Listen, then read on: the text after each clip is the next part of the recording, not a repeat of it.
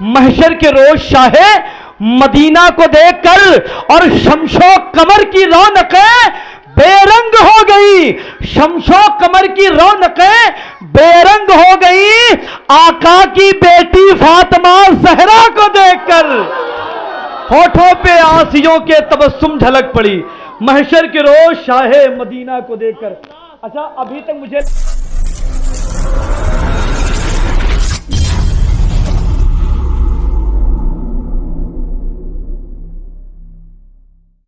غور اس پر کوئی نہیں کرتا، ماں کے قدموں تلے ہی جنت ہے۔ بڑا ایک اچھا پیغام محترمہ علمہ بانو سے آپ نے سیکھا، سمجھا۔ ذرا غور کریں، جب ہمارے چھوٹے چھوٹے بچے جب اس طرح سے تقریریں کرتے ہیں تو دل باغ باغ ہو جاتا ہے۔ یقین مانو آج ہم نے اپنے بچوں کو علم دین سے دور کر دیا ہے، آج ہم نے اپنے بچوں کو مذہب اسلام کی تعلیم سے موڑ دیا ہے۔ ہم یہ نہیں کہیں گے انگلش میڈیم سے نہ پڑھاؤ ضروری ہے، مگر اپنے بچوں کو پہلے قرآن سکھاؤ، تعلیم سکھاؤ، تاکہ آپ جب مر جاؤ، مرنے کے بعد آپ کی قبر پر فاتحہ پڑھ سکیں، آپ کے لیے دعائے مغفرت آپ کے بچے کر سکیں۔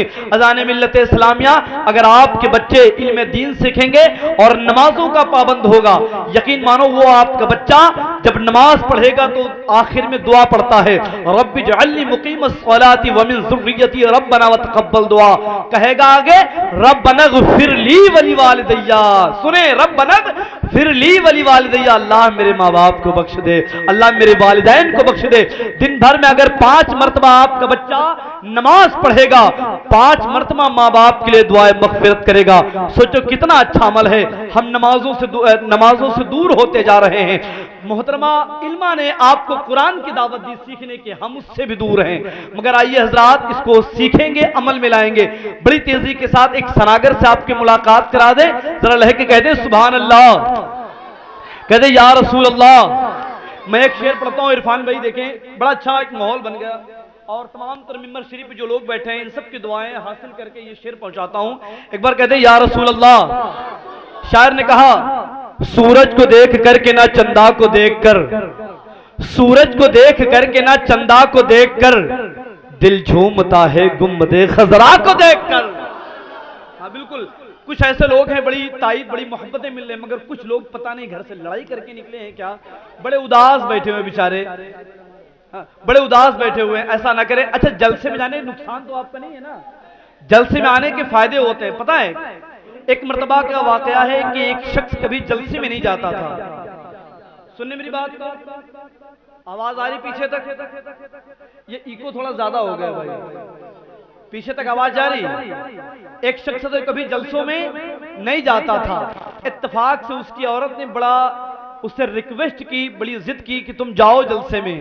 وہ جب بڑا مایوس ہو کر ڈرتے ہوئے آخر میں آیا اور سوچ رہا تھا میں پڑھا لکھا تو ہوں نہیں، کہیں مولانا صاحب نے اگر کچھ پوچھ لیا تو اللہ کیا ہوگا، ڈرتے ہوئے آ رہا تھا۔ خیر مولانا صاحب نے جیسے ہی دیکھا تو اس سے بولا بھیا آئے گے ہو؟ اب آدمی وہ کنفیوز ہو گیا کہ دیکھو ہم سوچ رہے تھے کہ مولانا صاحب ہم سے کچھ پوچھ نہ لیں، وہی ہوا۔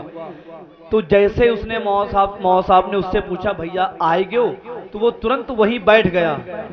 تو جب بیٹھ گیا تب پھر مولانا صاحب نے کہا بھیا بیٹھ گئے ہو؟ اب اس آدمی نے سوچا پورا فوکس ان کا ہمارے اوپر ہے، وہ اٹھ کے جانے لگا۔ پھر مولانا صاحب نے کہا بھیا جائے رہے ہو؟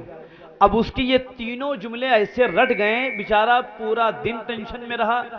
جب دوسری رات کو جب سوتا ہے اور سونے کے بعد خواب دیکھتا ہے، اور خواب میں انسان یہی بڑبڑاتا رہتا ہے، جیسے جب کبھی کوئی بات دماغ کو چھو جائے، دل کو چھو جائے تو سپنے میں آ جاتی ہے نا، ہوتا نہیں کبھی کبھی ایسا۔ اتفاق سے اس کے گھر میں چور آیا ہوا تھا چوری کرنے کے لیے۔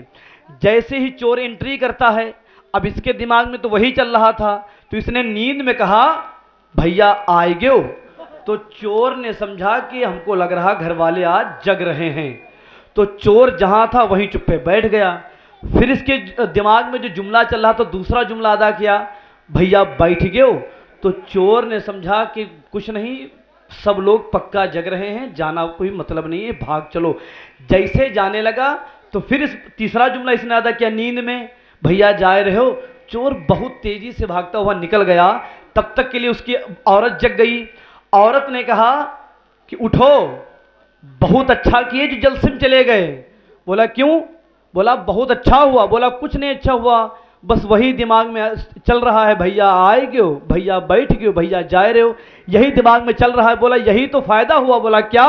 بولا چور آیا تھا، جب تم نے کہا بھیا آئے گئے ہو تو وہ بیٹھ گیا، جب تم نے کہا بھیا بیٹھ گئے ہو تو اس کو لگا کہ تم جگ رہے ہو، بھاگ گیا۔ سوچو اگر جلسے میں نہ گئے ہوتے تو پورا گھر لٹ گیا ہوتا آج۔ تو جلسے میں جانے کے بڑے فائدے نہیں بلکہ فوائد ہیں، سمجھ رہے ہیں؟ اگر آپ مسکرا چکے ہوں تو ذرا آپ کو اللہ کے کہہ دیں سبحان اللہ۔ میں اپنی شعر مکمل کرتا ہوں اور بہترین سناگر کو آپ کے حوالے کرتا ہوں۔ شاعر نے کہا سورج کو دیکھ کر کے نہ چندا کو دیکھ کر، سورج کو دیکھ کر کے نہ چندا کو دیکھ کر دل جھومتا ہے گنبد خضرا کو دیکھ کر، سورج کو دیکھ کر کے نہ چندا کو دیکھ کر دل جھومتا ہے گنبد خضرا کو دیکھ کر، اور ہونٹوں پہ آنسیوں کے تبسم جھلک پڑی۔ حسن بھائی دیکھیں، سلام کر لو حسن بھائی۔ ہونٹوں پہ، یہ شعر میں مجھے یقین ہے اس مصرے پر کوئی خاموش نہیں رہے گا۔ ہونٹوں پہ آنسیوں کے تبسم جھلک پڑی محشر کے روز شاہ مدینہ کو دیکھ کر، ہونٹوں پہ آنسیوں کے تبسم جھلک پڑی محشر کے روز شاہ مدینہ کو دیکھ کر۔ اب وہ آخری شعر جس کے لیے میں نے 2 مصرے پڑھے، خصوصی توجہ چاہتا ہوں بھائی محترم املاک صاحب کی اور عرفان بھائی کی۔ ہونٹوں پہ آنسیوں کے تبسم کے روز شاہ مدینہ کو دیکھ کر، اور شمش و قمر کی رونقیں بے رنگ ہو گئی، شمش و قمر کی رونقیں بے رنگ ہو گئی آقا کی بیٹی فاطمہ زہرا کو دیکھ کر، ہونٹوں پہ آنسیوں کے تبسم جھلک پڑی محشر کے روز شاہ مدینہ کو دیکھ کر۔ اچھا ابھی تک مجھے میں اس کو نظرانہ نہیں ملتا ہے، مگر الحمدللہ آپ نے ثابت کر دیا کہ نہیں، یہاں خیال سب کا رکھا جاتا ہے، یہ آپ کی محبتیں ہیں۔